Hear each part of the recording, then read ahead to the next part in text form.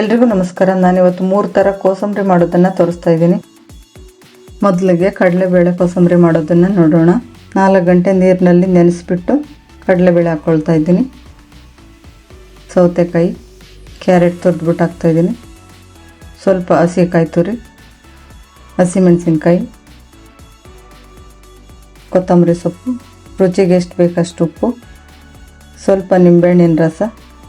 ಇದನ್ನೆಲ್ಲ ಮಿಕ್ಸ್ ಮಾಡಿಕೊಂಡ್ರೆ ಕಡಲೆಬೇಳೆ ಕೋಸಂಬರಿ ರೆಡಿ ಆಗುತ್ತೆ.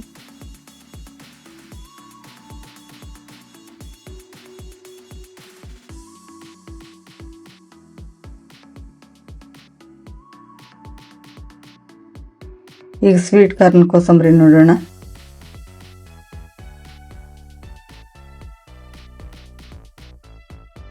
ಇಲ್ಲಿ 5 ನಿಮಿಷ ಬೇಯಿಸ್ಕೊಂಡು ಸ್ವೀಟ್ ಕಾರ್ನ್ ಹಾಕೊಳ್ತಾ ಇದ್ದೀನಿ. ಸೌತೆಕಾಯಿ, ಹಸಿಕಾಯಿ ತುರಿ, ದಾಳಿಂಬೆ ಬೀಜ ಸ್ವಲ್ಪ, ಹಸಿಮೆಣಸಿನ್ಕಾಯಿ, ಸ್ವಲ್ಪ ಕೊತ್ತಂಬರಿ ಸೊಪ್ಪು, ರುಚಿಗೆ ಎಷ್ಟು ಬೇಕಷ್ಟು ಉಪ್ಪು, ನಿಂಬೆಹಣ್ಣಿನ ರಸ ಅರ್ಧ ಸ್ಪೂನು, ಕಾಳು ಮೆಣಸಿನ ಪುಡಿ ಅರ್ಧ ಸ್ಪೂನು ಸೇರಿಸಿ ಮಿಕ್ಸ್ ಮಾಡ್ಕೊಳ್ಬೇಕು.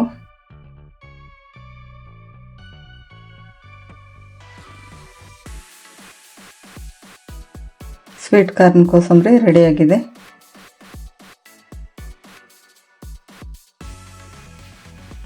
ಈಗ ಹೆಸರುಬೇಳೆ ಕೋಸಂಬರಿ ನೋಡೋಣ.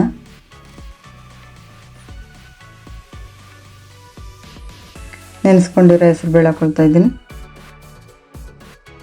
ಸೌತೆಕಾಯಿ, ಹಸಿಕಾಯಿ ತುರಿ, ಕೊತ್ತಂಬರಿ ಸೊಪ್ಪು, ಸ್ವಲ್ಪ ರುಚಿಗೆ ಎಷ್ಟು ಬೇಕಷ್ಟು ಉಪ್ಪು, ನಿಂಬೆಹಣ್ಣಿನ ರಸ ಅರ್ಧ ಸ್ಪೂನು, ಹಸಿಮೆಣಸಿನ್ಕಾಯಿ. ನಿಂಬೆಹಣ್ಣಿನ ರಸ ಹಾಕೋದ್ರಿಂದ ತುಂಬ ಟೇಸ್ಟ್ ಚೆನ್ನಾಗಿರುತ್ತೆ.